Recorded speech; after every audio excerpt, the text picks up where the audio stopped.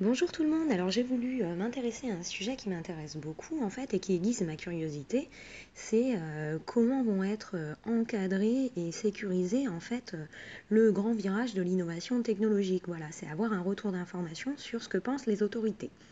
Alors, monnaie virtuelle, donc là on avait les deux personnages de la Commission européenne de l'ESMA qui étaient là, donc l'European Security et la Commission donc, des autorités de marché. Donc je le redis, l'ESMA. Donc c'était très intéressant. Donc en premier lieu, moi je les remercie pour leur élocution, parce que vraiment j'en ai appris beaucoup.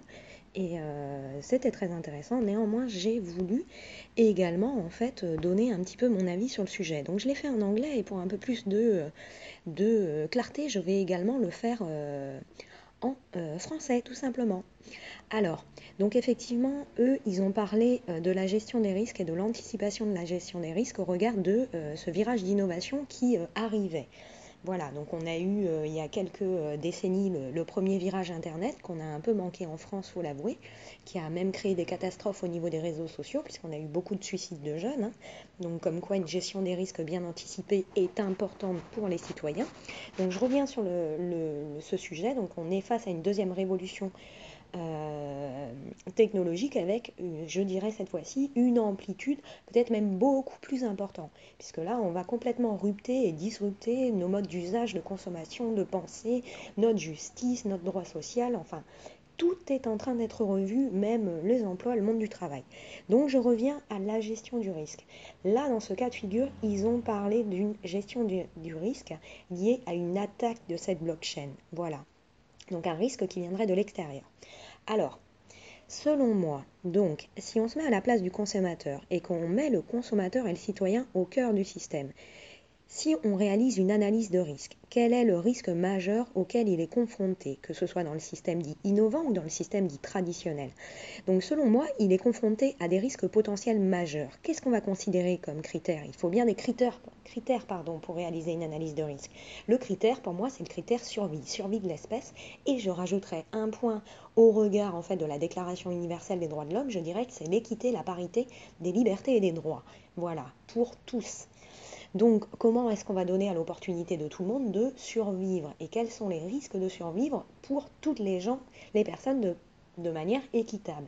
Puisqu'aujourd'hui, si on parle du blockchain et autres, il faut savoir que ce blockchain, il atteint même pas peut-être 10% actuellement de la population, ou alors peut-être les digital natives. Donc, quels sont les risques traditionnels vs quels sont les risques futurs? Donc, le risque de survivre. Pourquoi le risque de survivre? Et pourquoi parle-t-on de blockchain? Le blockchain, en fait, c'est une ruption. La première chose qu'ils évoquent, et ils en parlent toujours, c'est monnaie, argent, pas argent. Est-ce qu'on peut le cataloguer dans une monnaie, etc. Fiscalité. Pour moi, c'est même pas ça qu'il faut retenir. Que ce soit une monnaie ou un actif, effectivement, oui, c'est un objet actuellement de spéculation et ça montre bien là notre problème. On est trop focalisé sur la finance et pas assez sur l'humain. Il est bien là le problème. Ce blockchain, il sous-entend une opportunité et bien d'autres opportunités technologiques, notamment de réinstaurer le droit, l'équité et la parité en y intégrant et en automatisant le droit, les codes et la justice, justement. On a des grosses lacunes de ce côté-là et pour moi, c'est la priorité. Donc, allez, je reviens à mon sujet. Le risque 1. Donc il faut survivre. Le problème, c'est qu'actuellement, si on regarde le risque de survivre, il est rattaché à un autre facteur externe qui est complètement interdépendant, c'est l'argent. Parce que sans argent, on ne survit pas. Parce que jour d'aujourd'hui, on a construit tout le système autour de l'argent. Donc malheureusement, quelqu'un qui n'a pas d'argent, on n'a qu'à le constater, très souvent, il ne survit pas. Donc ça, c'est une priorité et ça, c'est un risque à mon sens majeur. Donc pour eux, le risque majeur lié à ces innovations, en fait, et à ce système dit décentralisé, ce serait potentiellement une attaque 51. Donc j'ai essayé de faire une boutade, mais je suis nulle en boutade. J'ai mis Paul Pastis 51. C'est nul, je sais. Bon allez, je reviens. Donc l'attaque 51, c'est quoi? En fait, c'est une attaque qui pourrait être mise en place par des entités en fait qui pourraient prendre le contrôle de plus de 50% de la puissance totale d'un réseau du protocole. Le protocole, voilà, chaque blockchain repose sur un protocole. Donc voilà, faire tomber et faire faillir ce système. Ok, je le note. Néanmoins, on évolue et l'attaque 51 n'est plus celle dont on parlait il y a 10 ans à l'émergence du Bitcoin. Et maintenant, si je regarde les risques majeurs liés au système traditionnel, donc le risque majeur de la centralisation, donc puisque dans notre système actuel, on a bien justement une perte de confiance et de défiance. Pourquoi? Parce que notre système, peut-être qu'il faut se poser la question, il est peut-être bien trop centralisé. Il y a des gens qui ont peut-être trop de pouvoir. Voilà, on parle parfois même de centralisation des pouvoirs et oligarchie. Voilà, on peut se poser la question de savoir quelle est la nature propre de l'humain.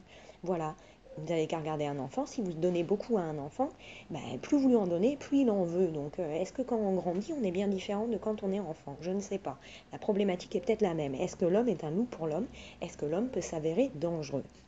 Alors, pour moi, le risque majeur de la centralisation avec le système traditionnel, c'est justement qu'il repose trop sur l'humain. Donc d'un côté, dans le premier système innovant, ça repose peut-être trop sur l'intelligence artificielle, et dans notre système, il y a trop d'intelligence humaine centralisée. Donc dans ce deuxième pardon, je vais encore trop vite. Dans ce deuxième système, en fait, les entités humaines, quel serait le risque? C'est qu'elles pourraient contrôler 100% du réseau traditionnel quand elles le décideraient. Confère scénario dont je parle fréquemment des dettes, et notamment par la séquestration de leur argent et de leur économie. Au jour d'aujourd'hui, cette gestion du risque, est-ce qu'elle est anticipée en France? Je m'aperçois qu'avec la transposition de la directive BRRD, qui vise encore à permettre aux banques de séquestrer l'argent des citoyens et des sociétaires, on n'est pas du tout dans l'anticipation de la gestion de risque. Donc c'est bien de se concentrer sur l'innovation. Néanmoins, je pense qu'on a également des priorités actuellement dans le système traditionnel et des grosses lacunes et des non-conformités. Si on veut vraiment encadrer la gestion des risques pour les citoyens et les consommateurs. Puisqu'aujourd'hui, il y a très peu de personnes qui spéculent ou qui utilisent encore cette blockchain. Elle est aux prémices du développement. Par contre, dans le système traditionnel, on a 100% des gens qui actuellement ont leur argent en banque. Donc ça, pour moi, au niveau de la cotation des risques et de la gestion des risques proactifs, ça, c'est une identification majeure du risque qu'on viendrait d'auditer. Donc, à mon sens, là, elle est l'urgence dans le système traditionnel. Puisque actuellement, il y a un gros souci quand même. Cette dette qui est créée, est-ce que mathématiquement, elle est logique puisqu'on crée de la dette? Et je sais même pas la dette qui est illogique, c'est les taux d'emprunt associés à cette dette. Mais est-ce que cette dette qui est créée effectivement, elle repose sur une création de valeur réelle? Non, pourtant on le sait depuis des décennies aussi. On a mis en place un compte à rebours. Quel risque on prend? Celui d'un effondrement, d'un chaos, puisqu'à terme, on sait très bien qu'on ne va pas pouvoir faire marcher la planche à billets. Donc pourquoi ne pas utiliser justement ces nouvelles technologies pour réfléchir et anticiper la gestion des risques, plutôt que se demander et se poser la question de savoir comment on va taxer et fiscaliser? C'est pas l'important. Au jour d'aujourd'hui, si on identifie les risques majeurs et les non-conformités de base et de dysfonctionnement, ils sont humains. Il faut enlever le trop de pouvoir. Il faut justement être capable d'emboîter l'intelligence humaine à l'intelligence artificielle. Donc pour moi, les priorités, c'est plutôt ça. C'est qu'aujourd'hui, on a vraiment des défauts de gestion qui encourent un risque majeur qui soit supporté par les citoyens, les sociétaires des banques et autres, qui pourraient se voir tout simplement privés de leurs économies. Et on n'ignore pas en Grèce ce qui s'est passé. Il y a des gens qui vivent dans des logements de 10 à 12 mètres carrés et qui sont jusqu'à 5. Il y a des gens qui vivent dans des squats et il y a des gens qui se sont également suicidés. Donc ça, pour moi, c'est une priorité. Donc qu'en est-il du risque pour le consommateur si les banques elles décident de se recapitaliser avec les économies du citoyen? Donc oui, il y a des risques dans le système innovant, mais attention, on est également en train de marcher sur des œufs avec notre système traditionnel. Et peut-être que effectivement, si on agit dans l'anticipation en France et qu'on prend ce second courant d'innovation, on sera capable justement d'anticiper le droit, la justice, les libertés, peut-être même de responsabiliser les acteurs de la création de cette dette, justement en créant des cours de justice de haute juridiction pour pénaliser suite à cet endettement, pour pénaliser suite à comment je vais dire, l'acquisition de trop de crédits par les consommateurs qui ont fini après endettement par se suicider. Donc là, oui, moi je pense que là, il faut pointer les responsabilités du doigt. Là sont les responsabilités et là sont réellement les urgences et plus importantes peut-être que l'attaque 51. Bien sûr qu'il faut se préoccuper de cette attaque 51 et des risques liés à cette innovation technologique. Il faut informer, sensibiliser les citoyens, mais surtout pas de pénaliser les citoyens. Voilà, donc je pense que si on veut éviter d'engendrer un chaos total, voilà, je pense qu'il faut anticiper la gestion des risques et avec cette technologie, c'est tout à fait possible si on prend conscience de nos imperfections humaines. Voilà. Donc moi je dirais que si j'écoute en fait cette commission européenne, c'est super intéressant, mais ce que je note encore une fois de plus de par mes retours d'expérience en termes de d'analyse de risque et d'opportunité, c'est que malheureusement, en fait, toute analyse de risque, elle est toujours subjective. Elle va dépendre de quel côté on regarde et qui c'est qui va la réaliser. Et c'est bien là la difficulté de la réalisation, en règle générale, des analyses de risque. Et ça montre encore une fois quoi? La limite de l'humain. C'est que quand on n'est pas dans les difficultés, quand on n'a pas le nez sur les réalités des difficultés sociales, quand on ne traîne pas dans la rue et quand on ne prend pas le temps de discuter avec les gens, discuter avec des SDF, discuter avec des gens qui cherchent du travail et qui n'en trouvent pas, discuter avec les jeunes qui vous confient, qui sont complètement démoralisés, qu'il n'y a aucune formation adaptée aux besoins de l'emploi, etc., etc., quand on est face aux réalités du terrain, on mesure l'importance des actions et du plan d'action à mettre en place.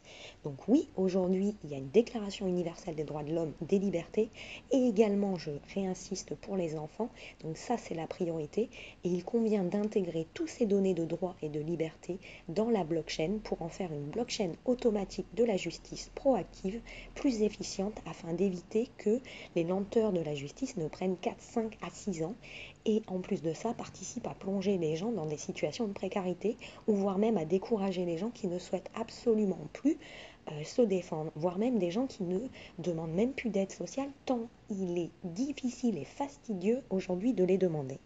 Donc mon bilan, il est personnel, mais les défauts et les non-conformités de l'intelligence artificielle, elles pourraient et elles offrent la particularité et l'opportunité de pouvoir être améliorées. On peut améliorer l'intelligence artificielle.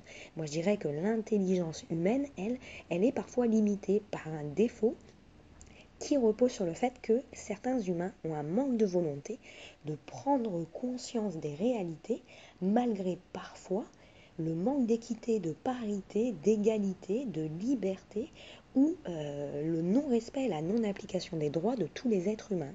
Donc pourquoi? Parce que l'individu humain est un être ADN, qu'il est imparfait, qu'il est doté d'un appareil cognitif très complexe, d'un système limbique, d'amygdale, etc. Allez voir mes castes sur les neurosciences, mais bref, l'homme peut être un loup pour l'homme. Et comme les enfants, donnez-leur, ils vous demanderont. Les adultes, c'est pareil. Certains ne savent pas s'arrêter et l'avidité et le pouvoir risquent parfois de les aveugler. Et quand on en a, on en veut encore et encore. Il est bien là le problème de l'humain. Donc il faut être empathique, il faut se retourner sur soi-même, il faut regarder la situation des autres et considérer la situation des autres quantitativement. Donc oui, l'innovation, le blockchain est un risque. Aujourd'hui, il touche très peu de pourcentage de personnes encore. Il convient d'anticiper, de l'encadrer, mais à côté, il ne faut pas faire peur aux gens. Je pense qu'au contraire, il faut les former, les sensibiliser. Et par contre, il faut vraiment pointer du doigt, en fait, la réalité des problèmes et des risques actuels. Et pour moi, les risques actuels, c'est les banques qui actuellement font de l'abus de droit, de la fraude et spéculent avec les fonds propres des sociétaires sur des marchés et en plus de ça avec des forts leviers. Voilà, c'est comme quand vous allez au poker, jouer de l'argent qui vous appartient pas, vous allez voir, vous n'aurez pas le même money management que s'il s'agit de votre argent. Et aujourd'hui, il convient d'auditer, mais d'auditer avec beaucoup plus d'impartialité, parce qu'on voit que les institutions de contrôle ou les Big Four et autres, en fait, sous-estiment le risque. Aujourd'hui, le risque de stress test, il n'est pas de 20 ou de 25. Aujourd'hui, il est beaucoup plus important de ça si on considère que justement les activités de dépôt et les activités de marché ne sont pas dissociées.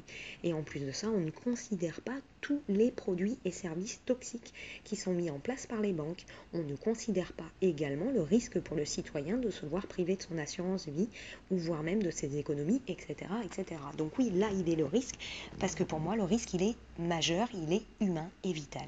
Allez, je vous dis à bientôt. J'espère que vous écouterez ce cast si vous êtes élu, autorité de contrôle, de supervision, et que vous vous mettrez à la place des gens, et que quand vous effectuerez votre travail et que vous irez au travail chaque jour, vous penserez à vos enfants, mais également aux enfants des autres et aux enfants de cette planète. Équité, liberté, parité, fraternité, égalité. Voilà, vive la République. démocratique française. Le blockchain nous offre la possibilité, l'opportunité énorme de remettre en place une démocratie. Il convient d'y songer, c'est là la priorité et je pense que ça devrait être l'essentiel des discussions des commissions européennes notamment. Je vous remercie, je vous dis à bientôt.